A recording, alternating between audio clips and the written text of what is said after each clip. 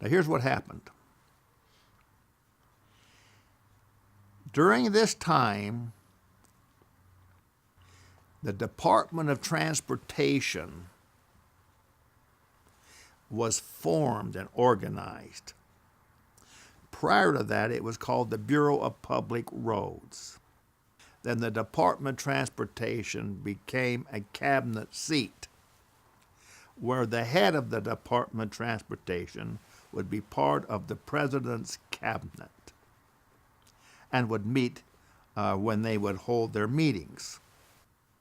Now with Eisenhower, they met every month, right on time. Nixon, they didn't meet, hardly at all. And Obama, he has, they don't meet at all.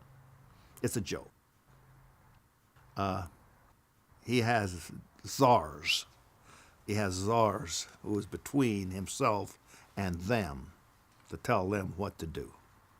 And they're all extreme left-wing socialists, every one of them, these czars. That's where we're at today. Well, what happened was they formed this Department of Transportation. And so Allen S. Boyd, who was the first Secretary of Transportation when it was first organized, went up and reported to Congress, introduced himself, and then meetings were held. And one of the hot topics was the Highway Beautification Act. And thanks to Everett Dirksen of Illinois, the senior senator from Illinois, and highly regarded in those days, he wanted to know, how are we going to pay for these signs? And how much is it going to cost the government? And this was the classical answer, right here. He said, well, we have decided that the sign owners can keep their signs for about 4.5 years. So what we're saying is that these signs depreciate in 4.5 years to 5 years' time. And some may be 4 years' time. Somewhere's in that neighborhood. So how we're going to pay for the signs is to let them depreciate out those signs in less than 5 years. Well, it isn't going to cost the taxpayers not 1 red cent. So they had it figured out that I wasn't going to get paid a penny. And when I heard that, then I really got sick. Big time sick. Because my net worth was 0. And that's what I've always said. I've been on the bottom looking down 3 times in my life. This was the second time. On the bottom looking down. There was just no way I could go. Now, John Farr over here, if he runs into a difficulty, he's still got himself in his business. I didn't even have that. I didn't have a business. My business was outlawed by a federal mandate. So, anyway, the miracle was this, that the highway was being built and enlarged, coming down Parley's Canyon into the Salt Lake Valley. In the past, whenever they would extend and widen the highway, and there were signs along the side of the highway, they'd just send a letter to the sign companies and say, move your signs. So the sign owner would then take and move the sign back. And no problem. and there was never any money involved or anything. So I get this letter. As a matter of course, shortly thereafter, that they're building this highway, and I have 7 signs. They asked me to move and those 7 signs because they were inhibiting the building of that freeway, to enlarge that freeway coming down into the valley. And I said, I'm not going to move those signs. I'm not going to move one sign. The position I took is I can't move those signs. It's an illegal act to move those signs. If I move those signs, I'll never be paid, even if they do decide to pay on some basis for those signs. I'm not going to move those signs. So I go up and I see Mr. Henry Helland. Now, Mr. Henry Helland, of all the bureaucrats that I have met, and they just go into the dozens and dozens, I have met bureaucrats in 13 western states, because I had to deal with 13 western states. Now, to give you a better understanding of how that federal law worked, the federal law was not between the federal government and the sign company. The federal law was between the federal government and the state. The state then had to pass a compliance law pursuant to the federal law. So that was yet to happen. The states had to get their compliance laws passed. So then to add to this, all these A's, I can just say that there's got to be another, I don't know what to call it. I don't have an A in the top of my head, and I don't know if there ever was one. But there's got to be some type of conformity with the state, with the federal government.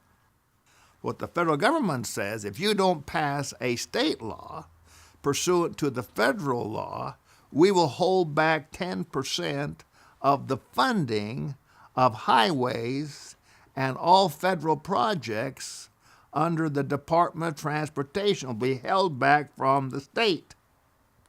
So now they take a club and they hit the state over the head to get the state to do what they want the state to do. So the state's at the mercy of the federal government. That even makes it worse. Yet I got to deal with the states. So I go to Mr. Helland. Mr. Helland, here's a letter that I got from your department of highways here in the state of Utah, telling me to move these 7 signs. I'm not going to move those 7 signs. No way in the world will I move those 7 signs. You'd have to shoot me first. I'm not going to move them. But legally, I maintain that you cannot force me to move those signs unless you do the following. You appraise those signs, and you pay me just compensation for those signs.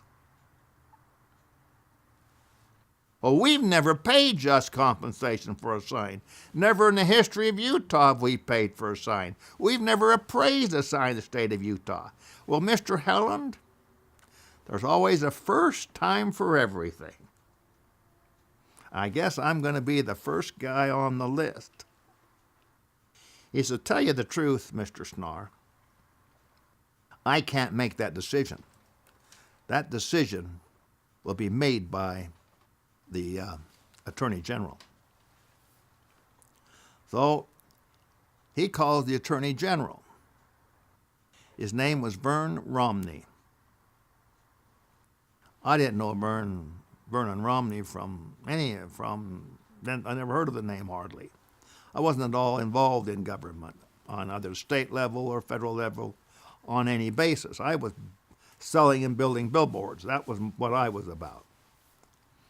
and the designing of them. That was me. I said, you know what, Doug? You better go over there and introduce yourself to Vernon Romney, because Henry Helland's going to ask him, what's the legal decision? Do we appraise his 7 signs and pay him, or do we not? So I go over and I introduce myself to Vernon Romney. Well, I'm a blessed man, because he was decent. He was smart, really smart, and he was confident in his legal ability. And he had an attitude of, it's not all about the state, because what makes up the state are the people within the state. So his attitude was, I got to take care of the complete mixture of both the population as well as those involved. So I went through the details.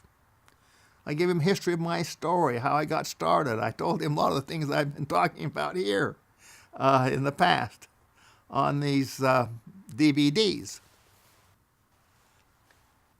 He writes an opinion. Mr. Snarr is right. You must respect and honor his personal property rights in this state, both under state law as well as federal law. Appraise those signs and pay him just compensation for those signs. Well, that immediately gets to Mr. Helland. Mr. Helland calls me on the phone, come up to his office. We sit down. He congratulates me in taking the position that I had taken. He explained he respected me, and he said, I'm glad to see that you're standing up for what your rights are. This could be the beginning of a long journey where maybe you might have a chance, as slim as it might be, to force the federal and state governments in all these states that you've got signs in, that they got to pay just compensation for those signs. And this state here will be the example. This will set the precedence. This will determine in great measure, the potential is there anyway, to influence all other states. So we're going to appraise these signs. And we've got to make sure we appraise them accurately and properly in all aspects. Because we're going to be criticized and we're going to be looked upon, and other states are going to want to know how we arrived at the values, and on it goes, Mr. Snarr. This is serious business. But my attitude is, as the head of this department, that I want to treat you like you would treat me if it were reversed. And you were in my position, and I was in yours. This was a real man's man.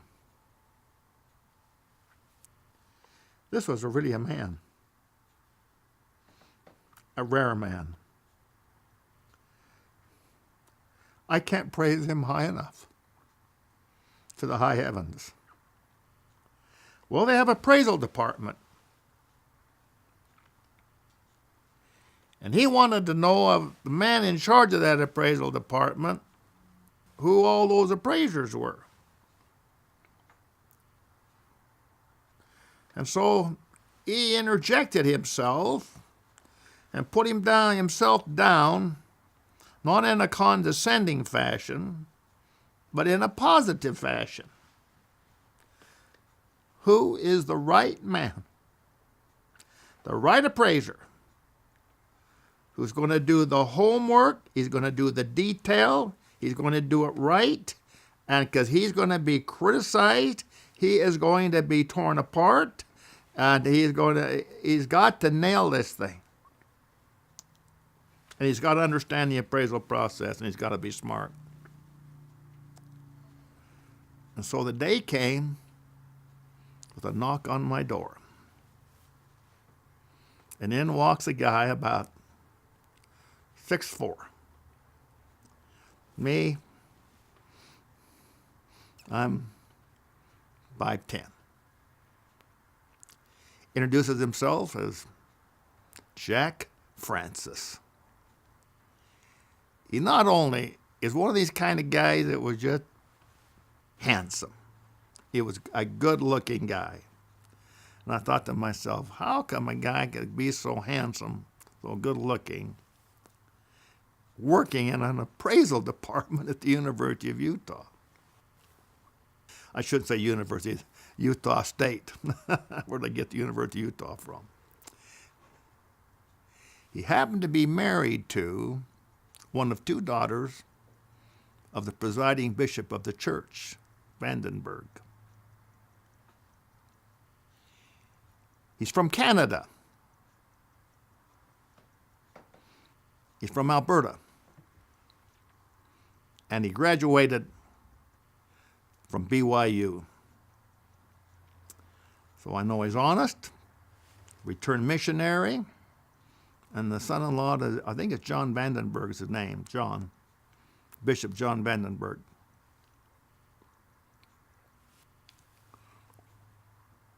And he sat there and we talked.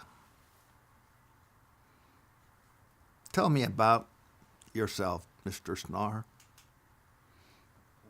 Tell me about yourself, Mr. Francis. And so it began. That man, one of the 5 most important men that I've ever met in my life. Jack Francis. Sitting in my office. Not knowing where it's going to go and what's going to happen. But an opportunity is there.